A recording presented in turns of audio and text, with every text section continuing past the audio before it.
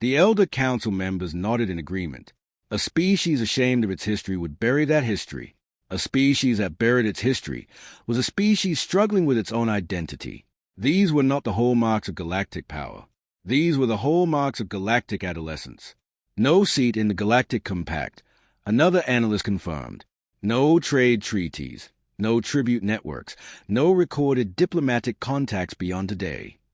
Confidence filtered back into the room like light through a cracked door. They were dealing with an isolated civilization, clever, certainly, and possessed of some intriguing technology, but isolated.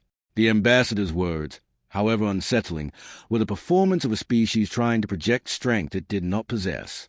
Zorvith had seen it 100 times. Then one screen remained red. Unknown mass signatures detected, a junior officer said, her voice carefully neutral. Deep space, beyond the third perimeter marker. Not ships, not asteroids, not any catalog phenomenon. She paused. The objects are large, extremely large. Sensor errors, Zorvith said. Young civilizations frequently operate unstable scanning arrays. Their interference would explain the anomalies. He waved the concern aside, but the officer did not dismiss the reading. She stared at it, brow furrowed, because the signatures were not behaving the way sensor errors behaved. Sensor errors flickered, fluctuated, disappeared when you adjusted the calibration. These readings were perfectly, immovably stable, as though whatever was out there had been sitting in exactly that position for a very long time and had no intention of moving. She noted the reading in her personal log and said nothing more. The council moved on to its decision. A small Zorvith fleet, a test group, nothing that would constitute an act of war, would be dispatched into human space. Not as a threat, but as a measurement. Every civilization had a pressure threshold. The task was to find humanities. If they resist with hostility, we issue a formal warning. Zorvith instructed. If they yield, we establish jurisdictional precedent. Either outcome is acceptable. The fleet jumped. They expected to find infusion on the other side, scrambled human vessels, panicked communications, the controlled chaos of a species realizing it had overplayed at hand. What they found instead was silence, and then, before the ships had even fully exited warp, before the transition shimmer had faded from their hulls, a single transmission arrived. "You are off course," the human signal said. The voice was unhurried, almost gentle, the way a parent speaks to a child walking too close to a staircase. "Please correct your vector." The alien captain laughed out loud. It was a genuine laugh, and his crew laughed with him, because no civilization tracked ships through warp space. It was physically impossible. The mathematics simply didn't allow for it. Then every navigation system on every ship in the fleet shut down simultaneously. Not damaged, not hacked in any way the engineers could identify or reverse. Simply locked, as completely and quietly as if they had never been designed to function in the first place. Weapon systems, offline. Engine controls, frozen. Communications, reduced to receive only. The ships hung in space like elaborate ornaments, perfectly intact, utterly helpless. No warning shots had been fired. No energy weapons had touched them. There had been no flash of light, no tremor through the hull, no moment of impact. 1 second everything worked. The next, it didn't. The transition had been so seamless that several crew members hadn't realized what happened until they reached for control and found it dead beneath their hands. A second transmission arrived. "This is a courtesy correction." The same unhurried voice continued. "We would prefer not to escalate. Please do not require us to do so." In the sudden, total stillness of the command deck, the alien captain felt something he had not felt in 30 years of military service. He felt genuinely, profoundly small, not humiliated. There was no mockery in the human voice, no triumph, no edge of cruelty. That was almost worse. He had been stopped the way you stop a child from running into traffic, efficiently, completely, and without anger. Back in the council chamber, Zorvith watched the live feed from the frozen fleet and felt something tighten in his chest. Not anger, not outrage, something far more unsettling. The beginning of understanding. This was not the behavior of a species overcompensating for weakness. This was the behavior of a species practicing restraint. And those were very, very different things. Space around the frozen fleet began to change. It happened slowly enough that the crew initially mistook it for a sensor malfunction. Stars bending slightly, light curving along paths it shouldn't have traveled, gravity readings climbing through numbers that had no business existing in open space. Then the readings stabilized, and something emerged from the dark. Not a ship, a structure. It unfolded from the darkness the way dawn unfolds, gradually, inevitably, without drama or announcement, simply becoming visible because the light had finally reached it. It was enormous, not in the way that warships are enormous, built to overwhelm through mass and firepower, but in the way that mountains are enormous, ancient, patient, indifferent to observation. Its geometry was unlike anything in Zorvith engineering records. Curves that shouldn't have been structurally possible. Materials that the senses couldn't classify. And silence, an absolute, consuming silence that seemed to radiate outward from the object like a physical force. "That mass is impossible," an officer whispered. His voice was very small. "It isn't a weapon," the human voice said, and every officer on every ship startled, because the voice was coming from an internal communications array, not from an external transmission. Somehow it was simply there, inside the ships, as naturally as the hum of the engines had been. "It's an anchor." The captain found his voice. An anchor for what? More structures appeared. They materialized across the deep space surrounding the fleet, not emerging from warp, not arriving from anywhere, simply becoming visible one after another, as though they had been there all along and had simply chosen this moment to be seen. 7 structures, 12, 20, spread across the void like silent giants standing at the borders of territory that apparently had no visible edges. The fleet sensors finally assembled enough data to attempt an age estimate. The number that appeared on the officer's screen made her put down her stylus and sit very still for a long moment. The structures were centuries old. They had been hidden in plain space, masked against every form of detection the Zorvith or any other known civilization used, for longer than some current Alliance member species had possessed interstellar travel. Why were these never detected? The captain demanded, and he heard the desperation in his own voice. "Because you were not meant to see them," Hale replied. "Not until now." Back in the council chamber, the situation had moved beyond analysis into something raw and more immediate. Illith watched the feed with her hands folded tightly together. "These are not defensive installations," she said quietly. Vreth Ka turned to look at her. "Defensive installations protect something inside their perimeter," she continued. "These objects don't enclose anything. They mark something." She pulled up a galactic map and overlaid the anchor positions. The pattern took shape slowly, and when it resolved, every person in the room went still. "They are borders," she whispered. "Around everything. Around all of us." The human ambassador appeared on screen again. He looked precisely as he had at the beginning, composed, patient, carrying his authority the way a mountain carries its height, as simple fact rather than performance. "We do not expand," Hale said.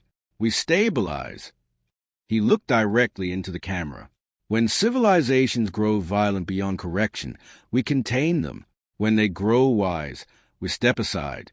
We have been doing this for a very long time." Vreth Ka's mouth was dry. "How many of these anchors exist?" Hale considered the question for exactly one moment. "Enough," he said. The fleet was released. Every system came back online simultaneously.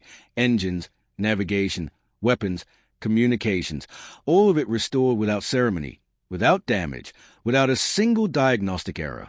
They were simply operational again. One final message arrived as the ships oriented themselves to return home.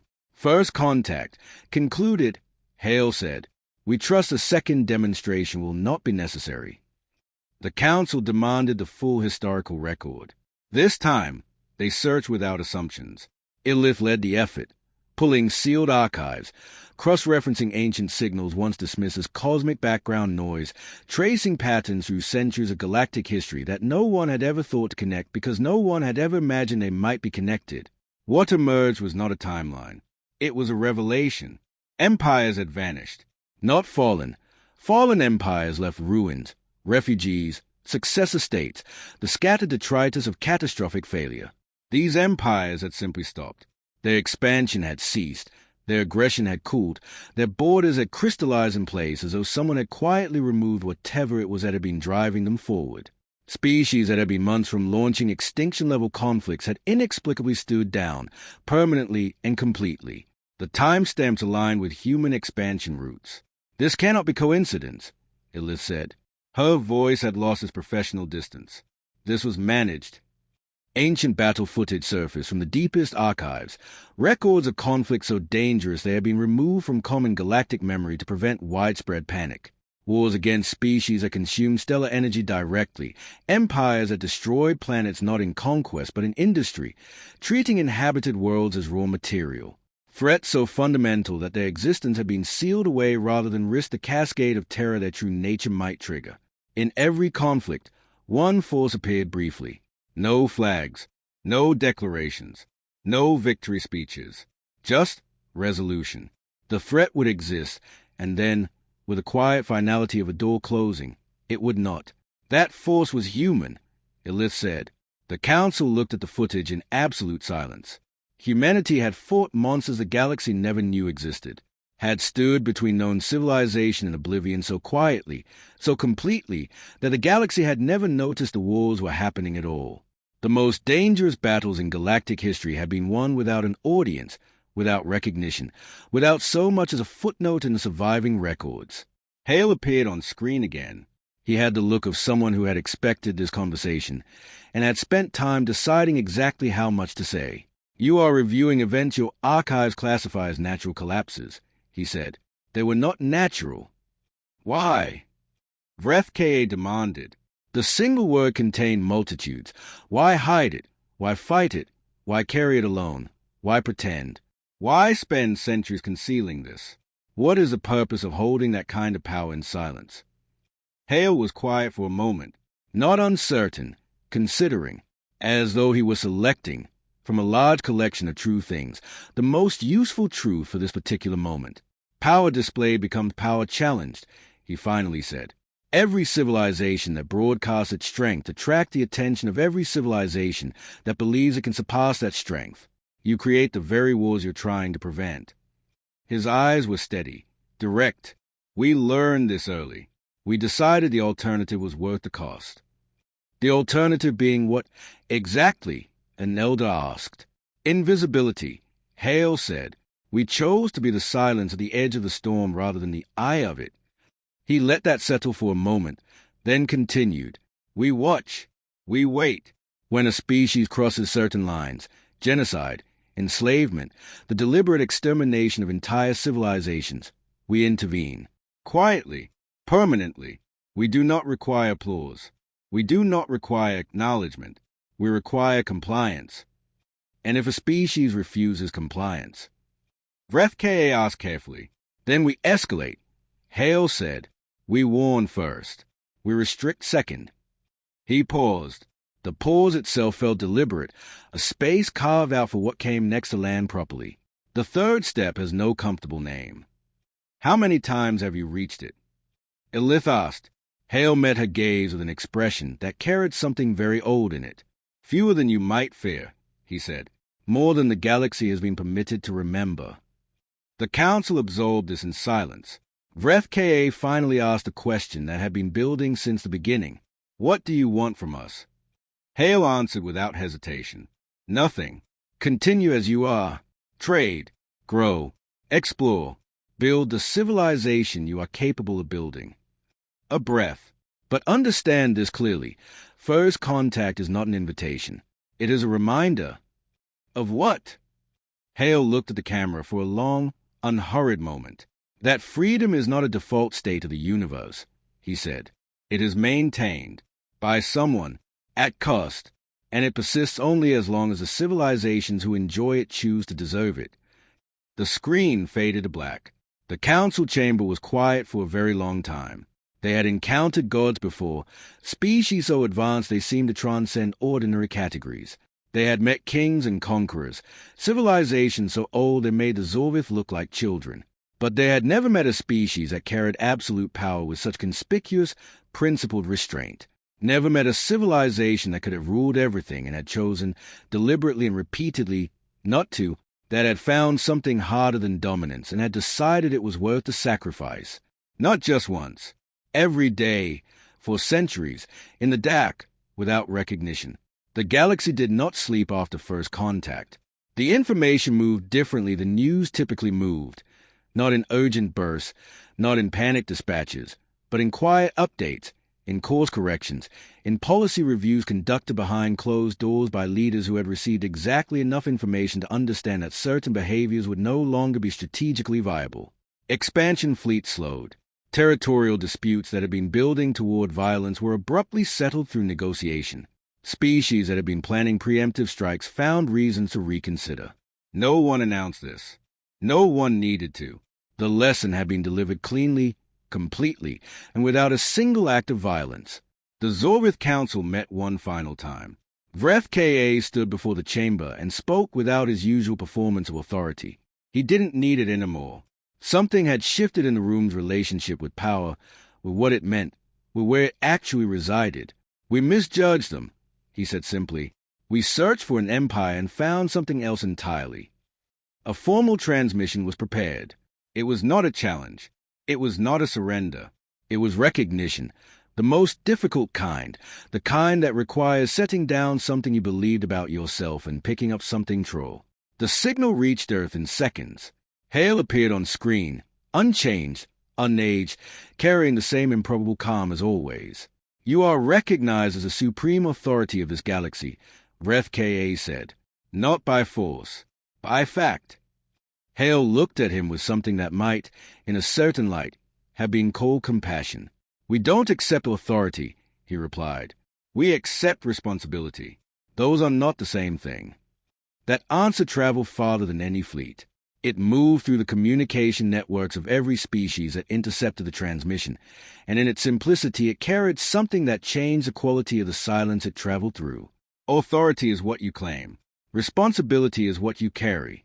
In the months that followed, things changed in ways that were difficult to attribute to any single cause.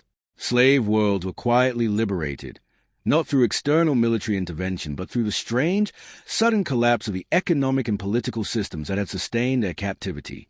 War fleets lost power mid-journey and returned home without explanation, their captains filing reports that the review boards quietly archived rather than investigated. Ancient treaties of domination were abruptly dissolved by the dominant parties themselves, citing reasons that made no particular logical sense but that no one examined too closely. No flags were raised. No monuments were built. Humanity left no fingerprints on any of it. Years passed, then decades. New species arose from the quiet worlds of the galaxy's edges and found, to their tentative wonder, a universe that was not safe exactly, but bounded, structured, inhabited by something they couldn't see or name but could feel in the consistency of certain rules, in the way that particular kinds of violence reliably failed before they could reach their worst conclusions. Old civilizations, ancient and weary, found the exhausting work of expansion losing its appeal and discovered, somewhat to their own surprise, that the alternative was not emptiness but depth. The historians who eventually wrote about this era struggled with what to call it. They settled on the silent balance, not because the era lacked conflict, but because its defining feature was a kind of restraint that had no precedent in the galactic record. A power that could have spoken in thunder had chosen to speak in whispers. A force capable of remaking everything had instead maintained everything, tending the galaxy the way a careful gardener tends an ecosystem, not imposing a design, but preserving conditions under which life could find its own form. In the forgotten margins of space, ancient terrors remained sealed, entities and empires so catastrophically dangerous that their containment had required sacrifices the galaxy would never know to mourn. The anchors held them, patient and permanent, doing in silence what no army could have accomplished through force. On Earth, the public never knew the full truth. That was entirely by design. Not out of contempt for ordinary people, those who understood the full picture had never felt contempt for anyone who didn't. It was simpler than that, and sadder in a way that those who carried it had long since made their peace with. The moment humanity's role became known, it would become mythology. Mythology attracted worship. Worship attracted resentment. Resentment, given enough centuries and enough wounded pride, eventually became something that required a response. And so the caretakers remained anonymous. The architects of the galaxy's peace went home to ordinary streets, raised children who didn't know what their parents were, and carried their knowledge the way you carry anything precious and fragile, carefully, quietly, without drawing attention to the weight. Ambassador Daniel Hale, on the last evening recorded in his personal journals, sat at a window overlooking a dark ocean and wrote a single line that no one read for 300 years. We did not give the galaxy freedom. We gave it the chance to choose it. And across the stars, in the long, breathing quiet of a universe that could have been a battlefield and had instead become something rarer, a home for 10,000 different kinds of wandering life, the anchors held. The borders stood. The watchers watched, not because they had to, because someone had to, and they had decided, long ago, in the dark, without witnesses, that it would be them. The first contact signal was sent at exactly 0 hour. Across the galaxy, the Alien Alliance watched a small blue planet on their screens with a mild curiosity one might reserve for an interesting but ultimately harmless insect. Earth, young, fractured, perpetually at war with itself, had produced no great empires, claimed no star systems, signed no galactic treaties. Every intelligence report pointed to the same conclusion. Humanity was non-threatening. The Zorvith Alliance, whose empire stretched across 400 star systems, sent a polite message as a matter of protocol. Simple words, a peaceful tone. They expected a slow reply, perhaps weeks, perhaps months, given the primitive state of human communication arrays. The response came in 3 seconds. Inside the alien command hall, the ambient lighting dimmed automatically as a human signal overwhelmed the receiving array. Senior analysts exchanged uncertain glances. The Zorvith commander, a towering figure named Zorvith, clasped his clawed hands behind his back and studied the data readout with narrowed eyes. 3 seconds. Even the most advanced civilizations in the Alliance took minutes to process and respond to a first contact signal. 3 seconds suggested either extraordinary technology or extraordinary preparation, or both. A visual link was established. A human appeared on the screen.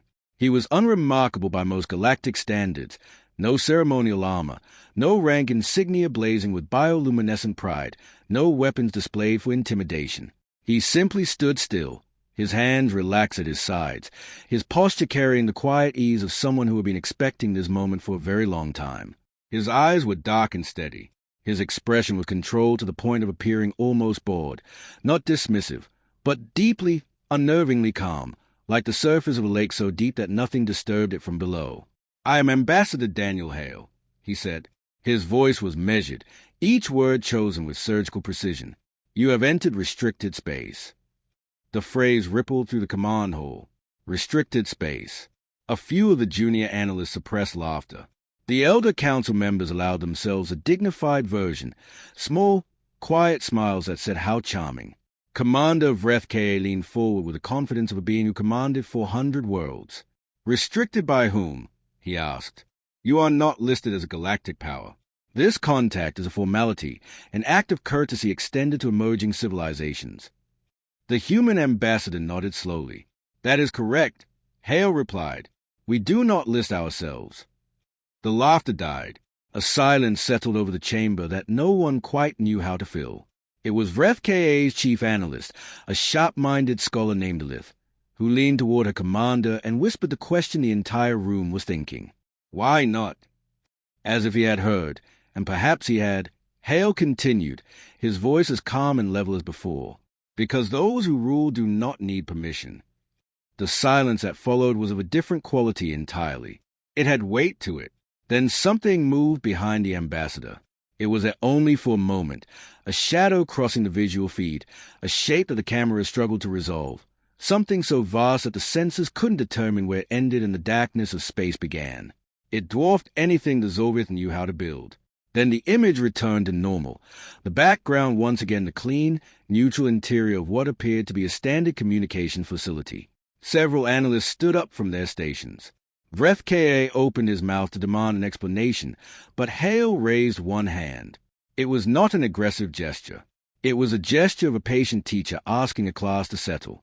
"Before you continue," Hale said, "be aware that every ship you brought to this meeting has already been fully scanned. Drive signatures, crew counts, armament configurations, fuel reserves, all of it." Shock detonated across the chamber. Vreth Ka spun toward his sensor officers. "Is this true?" he demanded. The officers worked furiously, pulling logs, cross-referencing data. No scan signals had been detected. No foreign energy had touched their hulls. No alarms had been triggered. And yet the logs, when they finally surfaced, showed something impossible. Microscopic data bursts, riding the background radiation of space itself, so perfectly camouflaged that they had registered as nothing more than stellar noise. The scans had happened. They simply hadn't been noticed.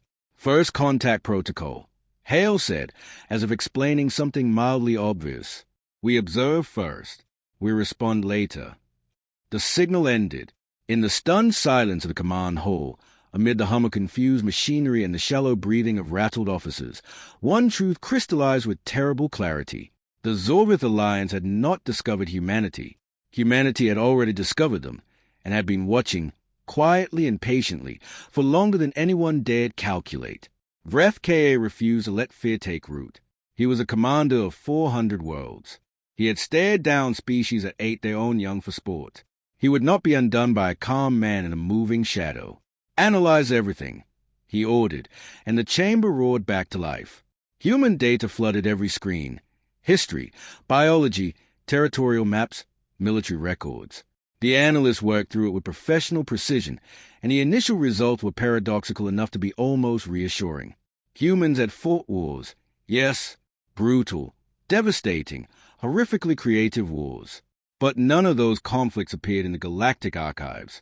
There were no records of Earth vessels clashing with alien forces. No territorial expansion beyond their single solar system. Also, the records suggested. They hide their conflicts, Ellis said carefully, studying the data streams. Insular behavior, characteristic of species still processing primitive territorial anxiety.